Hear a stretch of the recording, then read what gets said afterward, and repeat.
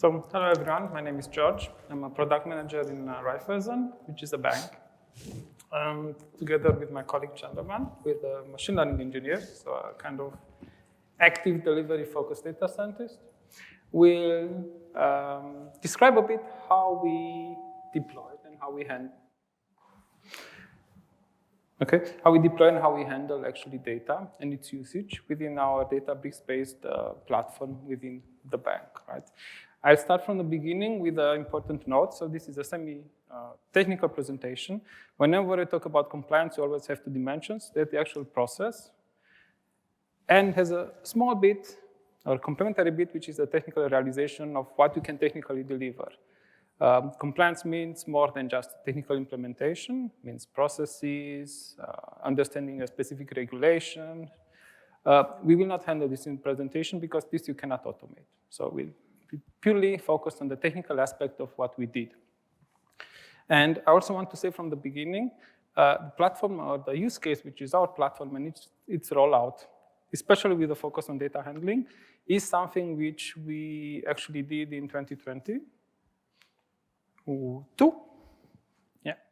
And something which actually runs in Central and Eastern Europe, and it's approved by internal regulators and national regulators, right? So we have a lot of data on the platform. I'll provide some feedback end of the presentation. That being said, I'll make one more statement, and then I'll pass the first couple of slides to Chandraban. He will provide you with a high overview of how we are organized, and of course, this makes sense to understand because it drives the way we handle data and work with data. And then I will take over and talk about how we deliver the technical solution. But before, I said I have one more statement, which is on governance as a whole. So governance as a whole is a complex process. It involves a lot of process. You have to change your company's process to be compliant. You have to understand the legal requirements and the legal framework, not the legal compliant framework. You have to perform audits, and you have to implement specific automation solutions, as we did. So basically, it's a lot of work. However, in my view, as the product owner actually of the platform which delivers this for the entire group, for the entire Raiffeisen group, series of banks, this is actually a positive thing, and actually we gain something from it. So I'm happy this exists. I'm saying it because I know many people complain about it, and generally it tends to be a headache. But compliance forces you to enhance your security. And if you enhance your security, you actually secure your position in the market because you secure your data, which is the most valuable item, and you gain customer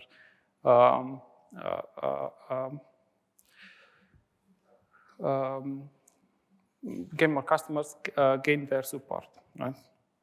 Good. That being said, how do you do this? Why is the customer confidence in you so high? Because you minimize the risk of data-related incidents. How do you do it? You have specific technical requirements you have to deliver, and you create a technical platform which lets you actually safely and with a generally high-level confidence handle data and let it be processed by all the users in the bank. Good. And that being said, Chandraban, just take over. Thank you, Georgie. So I have to start with a story quite interesting. This story is not about a frog or a princess, but it's about data. So the year is 2023, and team compliance got a job to work on a very complex report for the financial year 2022. Their current system is not complex enough to handle such a complex queries. They started working on this, and they realized that it is taking around 2 hours to run the query for one single calendar day. Give or take, if there is no error, and if they don't have to repeat the query, for the whole year, it would be going to take around 30 days' time. Is it too much? Yes, because there are deadlines and stuff like that. They approached us to use our internal Databricks platform. We onboarded them within 2 hours. And of course, after utilizing some very heavy clusters, we were able to execute the whole query within 17 minutes. So this presentation is about how this story was even possible, how we were able to onboard them within 2 hours, and how we were able to give them the access to the data considering the regulatory compliance. Before moving further, let's see who we are and how we operate. So we are a Raiffeisen group, and we are having experience more than 130 years. We are operating for more than 19 million customers with the help of over 50,000 employees. Raiffeisen Group is a very decentralized structure. With the head office in Austria, we operate in more than 25 markets with multiple European countries. These local countries or local subsidiaries are responsible for their own operations. At the same time, they make sure that they adhere to local law and regulations. The head office is responsible for deciding the group-wide strategies and giving the future directions. Now let's say I want to build a platform for such a diverse and decentralized group of network or company. And this is a very normal structure of any bank in Europe market or European market. When you see that there will be two views for this. One as a group platform and another one would be as a user side. For the group platform, the core responsibility would be to understand, plan, and build a mechanism that can help to understand the diverse regulatory landscape. Once you understand this diverse landscape of regulations, you have to balance out between harmonization and localization, meaning that you have to decide how my data is going to be stored. Should I store it at head office, or should I distribute in the local subsidiaries where the data was created and delivered? Another core responsibility of such a platform would be how we will manage the cross-border transfer of data. On the other side, the subsidiaries that are using the platform, they also have some core responsibility. And their core responsibility starts from getting the local, sorry, it's not working, okay. So getting the confirmation from the regulators, yeah? And also provide a way to control and ownership the data, meaning that who can access the data, who is going to run their use cases for this data, and so on and so forth. Basically, this system should be self-sufficient, meaning that the local subsidiaries are responsible for running data-driven decisions for their market. Now, when we talk about data, there will be some core things that we need to consider. The first would be how the data storage and retention would happen. So either it is from head office side or from the distributed network side. Where is the data being stored? For how long I'm going to store the data? And what are the access patterns for this data? On the other side, how the data should be accessed by users. Should it be per user base? Should it be group based? Should it be table based? Or should it be database based? It is also important to make sure that the data sharing is also in place. And the data sharing is not only forever, but it should also have a time limit for them on top of that. And the last is the data audit. And the data audit is about transparency topic, like how my data is being changed and how I'm going to log this information to my logs, how I can search these logs, and also how can I make use of these logs. This was all about data, how the data management model was working. I will hand over back to Georgie to explain into more technical details. Good. So there was a kind of problem statement in which we said, in essence, data governance from a technical point of view resumes to data pertinent questions, right? Where is it stored? How is it encrypted? Who has access to it? How can I define this? How can I manage it? How can I track it? And what kind of visibility do I have in this topic? So let's go a bit into the problem-solving space, right? And before we do this, I'm going to use from now on, interchangeable with the essence of platform. I'm going to use a specific word, which is called Apex. This is the name of our internal product, platform. Right? And I'm just going to tell you a bit why we created it, because beyond this platform as a whole, group level has specific requirements, and network units have different one. And where do I find the middle ground? It's also important to say what we wanted to do with the platform, because this all drives the data access model, which we implemented and automated. So what is Apex, right? We had, in essence, in the group, a series of platforms. I'm sure you all have distinct platforms. And we have had a very classical data lake and a very classical Jupyter-based notebook data scientist environment. And at some point we said it doesn't make sense to invest in the internal developed solution. Let's pick up the state-of-the-art one, which obviously is Databricks, since we're in this conference. And let's create a platform which unifies both data engineering and AI in a common platform. Good. The second one is, as I assume everyone, more or less, we had a series of challenges and on discovering data and getting access to the data, right?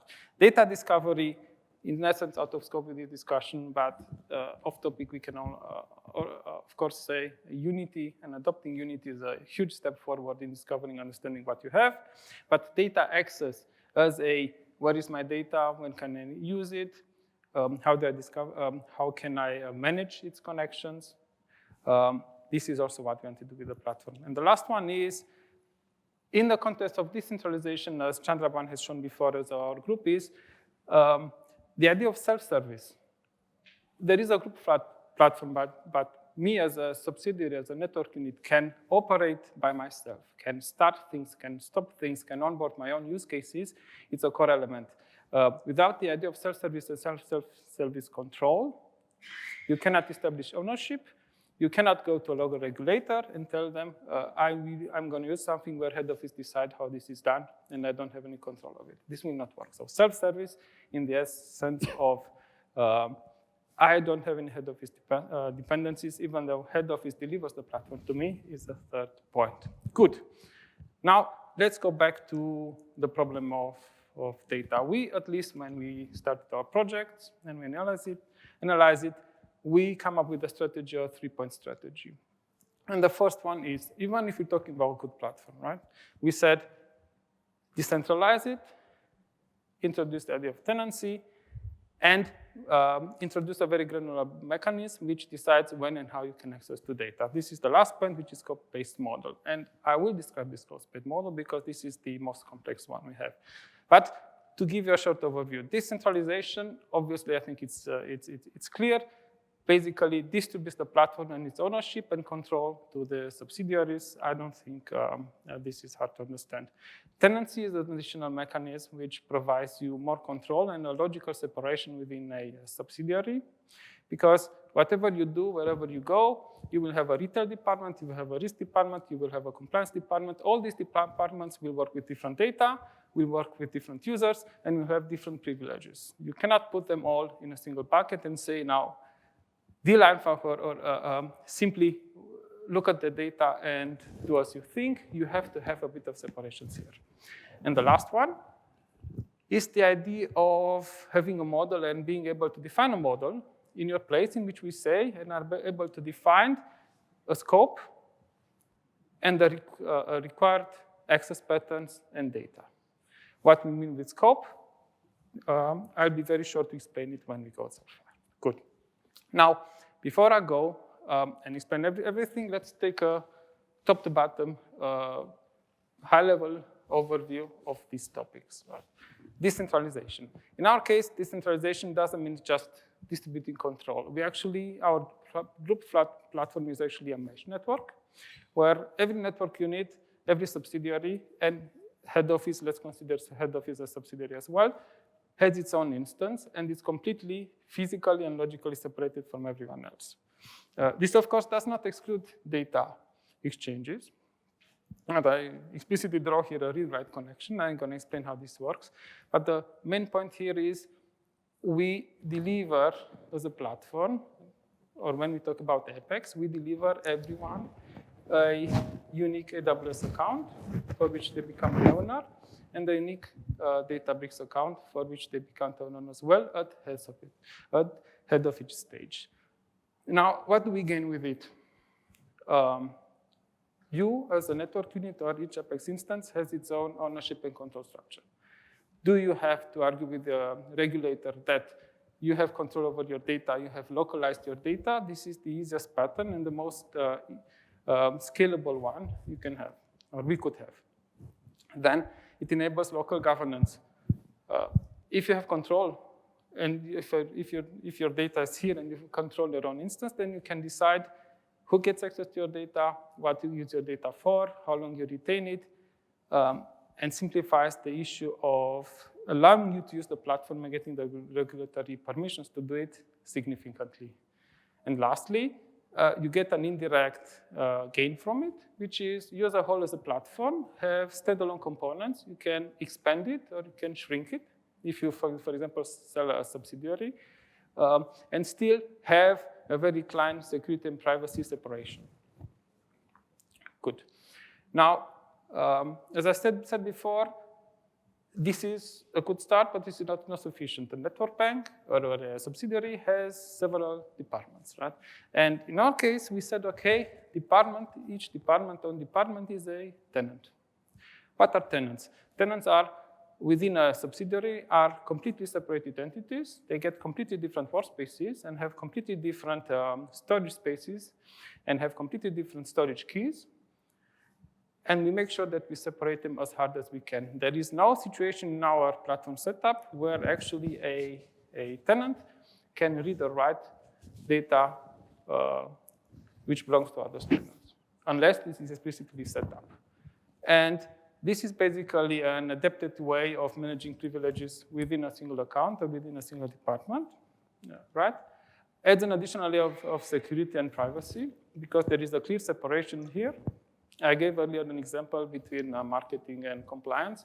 Compliance will work with transactional data and Swift data. Marketing will most likely want to connect to platforms such as Meta, Google, and consume the data, the analytics data from there, right? Or drive a marketing campaign. Completely different scenarios, completely different access patterns, completely different data sets. And yeah, and there is also an implicit gain when we get this route, which is each one can operate and according to his specific domain regulations, set up his access, set up his user, set up his process accordingly without disrupting the others one as well. Now, in the essence of data governance, you need at some point someone within your platform which decides who has access to what, right? We provide an automated mechanism. The platform I'm responsible for provides an automatic mechanism of knowing what to do when you click a button and say, share this data between marketing and compliance if you want to go this route. I don't see many reasons why, but let's assume you do. But someone has to make this decision. And the decision, of course, is not mine to do as a platform provider, right? We invented the role of, or we invented a contract or enforced a contract, SLA or ILA, depending where you are.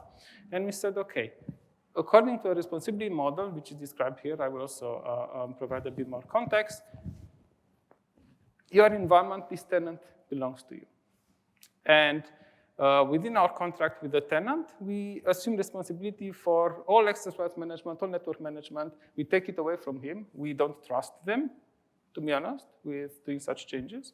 We give him control mechanisms, and we give access to the actual Databricks platform, which is specifically configured. And we tell them, you are responsible for onboarding your users, onboarding your data, deciding what data you want to share. We just set it up securely.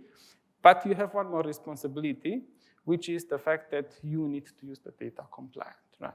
Compliant usage of data is not necessarily a technical task. Yeah? If you're not allowed to work with anonymized data, sorry, if you are requested to work with anonymized data, as a platform cannot check that you don't upload data manually, which goes against this specific requirement you have at this moment.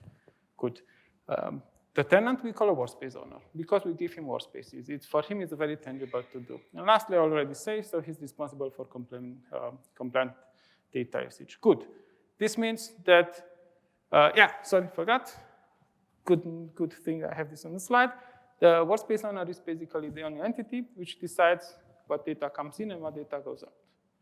This means in our model, you cannot, even though you have a workspace, share the data with anyone. The workspace owner has to trigger a logical function which does this. I even have a small example. If we have time, I can even show it live. Good.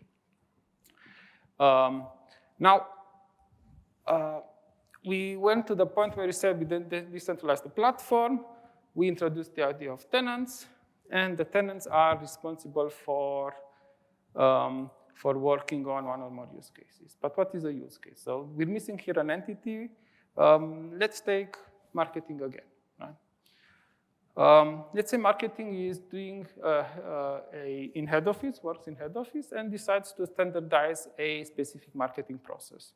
And they decide to create a specific marketing campaign for all the subsidiaries you want. You will basically be in head office and say, okay, so one of our network bank is Romania, right? So you will create a marketing for Romania. You will create a marketing for the Austrian clients. You will a marketing campaign. You will create a marketing campaign for the Hungarian colleagues, for the Czech colleagues, for the Slovakian colleagues, and so forth. Each time you do such a marketing campaign and start working with data, you might have a very clear restrictions which says you're not allowed to have at the same point in time, access to both Romanian and Hungarian data. You need to have a context where you say, I'm working on the Romanian marketing campaign. I need to use Romanian data. I'm working on an Austrian campaign. I only need Austrian data. And you need an additional safeguard mechanism. And this additional safeguard mechanism is what we called use cases internally. Makes sense, right? And the use cases have an allocated scope or purpose. Right? So what is this scope or purpose? This is how we model and how we define and figure out what legitimate reasons for using specific data is. So this is basically a use case, tells you what you use the data for, and identifies the correct data. It also defines the limitations in the sense of which persons are allowed to have it. If you're in Europe, I'll give you an example. The situation may be very complex. You have requests from specific subsidiaries or network banks, which says specific password holders are not allowed to see my data wherever they are. So you need to define which person can get access to the data to deliver the expected marketing campaign for Romania, for example. And lastly, the scope then defines these legal boundaries on what you can use the data for and how you can use the data. Right? One is purpose, which says I need data, and the other one is which data do I need and how can I use it? Am I allowed to de-anonymize it? Is anonymized data sufficient? Such issues you also have to define. And we can model it very easily because there was maybe a high-level overview, but we can make it very concrete in the sense of you have your use case, which realizes the scope or the purpose, and what does the purpose identify? It identifies the users which are allowed to be onboarded, identifies the data which can be used, imposes specific durations and other limit limitations, so metric specific measurable entities, and has an expected outcome. The only issue is the expected outcome is not a technical realization. You cannot technically ensure as a platform that a marketing campaign for Romania is successful or not. So let's take it up. Then we're left with this description. We took this high-level entity or these relationships between use case, users, data, and duration, and we modeled it. The modeling is extremely easy. Hope this is obviously from the drawing. I'm also sorry that the caption actually partially covers the image. Let's assume the retail, right? I had the retail. I had the marketing example. Let's consider building a use case here, right? Marketing had the marketing campaign, retail might have an express offer campaign. And within the same workspace, which all belongs to a retail in head office, for example, you have a list of data and users. When you work as a use case, if we apply this scope-based access control list, we come up with a series of restrictions. They restrict which users are allowed to see specific data, either raw or generated data product, right? The blue square or the blue segment. You define what clusters and what models they can either use or consume. Unity Catalog has sufficient mechanisms to actually steer this control list. So it's technically, Unity Catalog covers a lot of ground on this part. And you also capture any data and send a data product you create out of it. So, because in the essence, a data product is a result, you can publish it to Parquet, but the realization is actually on the data layer, right, beyond the structured data. If you are working on a second use case, even within this in the same department with different scope, means you have a identical setup anew, which has the exact same restrictions, right? You define the users, you define the clusters, you define the models, and you have here an abstraction layer. You capture them and separate them logically within the same workspace. And in essence, this is the journey which we did. So we had a account level separation where we entered this tenancy, and within the tenant, we gave him one or more workspaces, DevTestProd, for example, and we enforced use case separation within workspaces, which actually reduce further and more you cannot actually do, be it your cloud platform or Databricks, the users, their allocated data, and where they can read from and where they can write to. Of course, you might say this is too restrictive. There is such a high level separation of data, encrypted differently, with different access permissions, be it in AWS or be it in Databricks. Isn't it too constrained? No, because sharing of data is actually really easy. Spark and Databricks do not really care what the data is. You just have to update your permissions level and give access to the data location or the metadata. This works between use cases, or this works even between different accounts. There is absolutely no problem to achieving this. And this is exactly what we did. An important mechanism, an important step we did this, however, is the fact that we enforced the following thing. In order to avoid accidents, as I said before, we delegated the workspace owner with the rights to actually trigger sharing the data, and also with the rights of accepting the data. This means, be it in the same workspace or across workspaces, if you want to share something within our setup, both you as the sharer have to explicitly request it, and the consumer also has to explicitly approve receiving the data. So this is a two-point agreement which has to occur. Good. Now, how does it look, or what do we have to consider from the end user's perspective? Before we go there, and I'll show you some screenshots and maybe even a demo, there is one important thing to note here. So you can set up as many things you wish, be it Databricks or AWS. If you are a workspace admin on Databricks, for example, you can go and reset any permissions you have. You can change any ownership, be it data, computational resource, cluster, as you wish, right? So this is an issue. So this would be a compliance drift, right? You can also escape the data. You can even disable the SSO login as a workspace administrator, right, in Databricks. And we decided here to introduce some technical mechanisms to avoid this. So first and foremost, we enforce in our platform all permissions through an automated process. There is no manual change, no manual setup, regardless of the role you have, be it platform provider, so my team, or platform consumer. Second is administrator roles, be it AWS or Databricks, are not used at all, because whatever you set up as a safeguard with security policies, access patterns, needs to be stable and should not be changed. And instead, we created an internal management page, and I'll show you how this looks for the users, where he can go and trigger specific actions as long as he has the required role. So if you're a workspace admin, you can manage your own workspace. Right? Good. And lastly, too bad this is interesting and the text covers it. Maybe if I'm silent, would it disappear?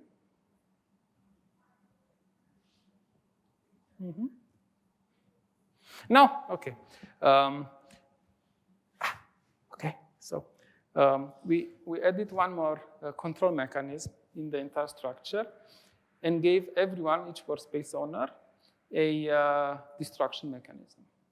All the keys we use, and every time we show data, show an encryption key, a color-coded key message of each one separately, we use external generated keys. So to not keep it too technically, we gave the workspace owner, so the entity responsible for organizing a team and working his workspace, control over the data.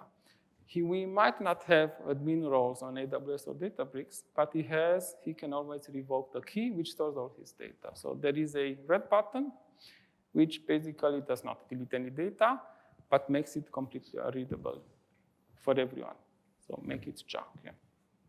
So we also do this in order to have a data control or an extensively destructive data control mechanism for the user in case there are, for example, urgent security concerns or incidents. Good. Now, I said earlier, internally we developed a platform. It's not a beautiful platform, but it works. And whatever we couldn't do in Databricks directly, and whatever we didn't want to manually do for a network unit, subsidiary, I keep saying they have to self-manage, they have to have control, we build into a platform. And they can go and list and create locations for data ingestion. When I showed a slide earlier, in the bottom, I always put the data storage layer. They can create and maintain their own data storage layer. It's automatically encrypted with a key or with a unique key, and they get access to the key which is used for it. Right? Remember, I said they can revoke the key and lock all the data in. They have a nice page where you can list and create these scope-based use cases. This means they simply set up all the permissions, groups, user access, as I defined as technically possible for a use case. And then, of course, they can go and share decide what kind of data they want to link to the use cases. And there is one more nice button for them. It's called the workspaces, because you might have one or more use cases, or you might be a user, then you see just parts of this page. And here you have a list of all the workspaces you're allowed to do, and then you click a login button. When you click a login button in our implementation, you are actually landing on an internal web page.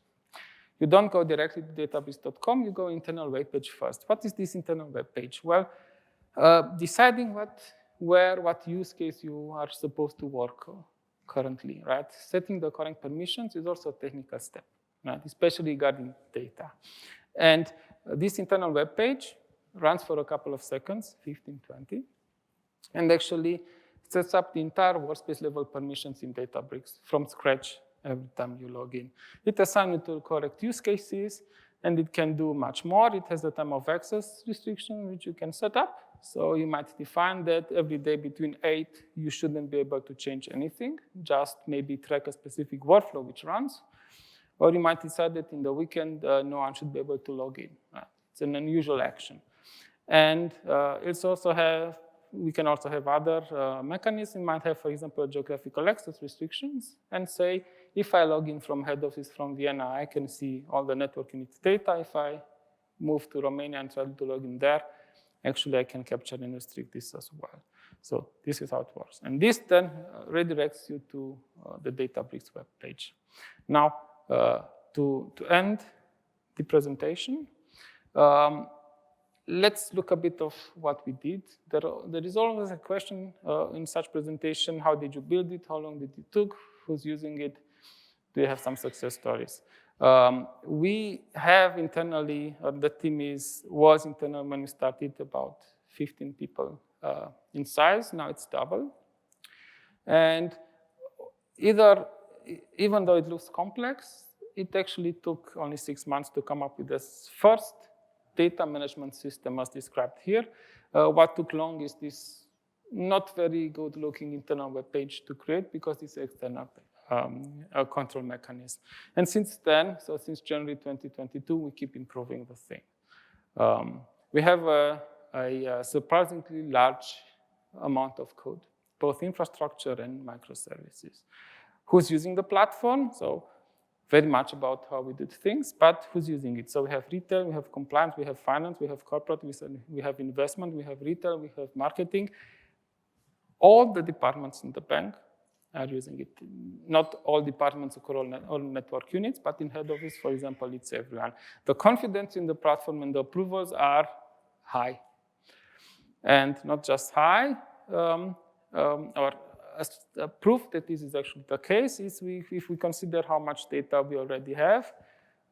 We just started with half of our network units, our subsidiaries, but we still already have quite a few of data, and we are obsoleting other internal warehouse systems and migrating them to Databricks. Maybe important to say, I don't remember I said, if we're talking about what kind of data we process, the most important data we have are the entire historical set of transactions and Swift transactions in the entire group. These are 35 to 55 billion rows of data sets. Right? And we are processing exclusively here, especially due to their size. And we also have about 3,000 average daily workflows. And on the adoption, we have about 400 monthly users, about 2,000 in total. We have 12 productive Apex instances running in the group, and about 40 workspace owners and 102 workspaces in total. Workspace owners, so a team can have several workspaces. Good. This was it. I hope it wasn't too technical. If there are any questions, I will gladly answer them. Thank you, everyone.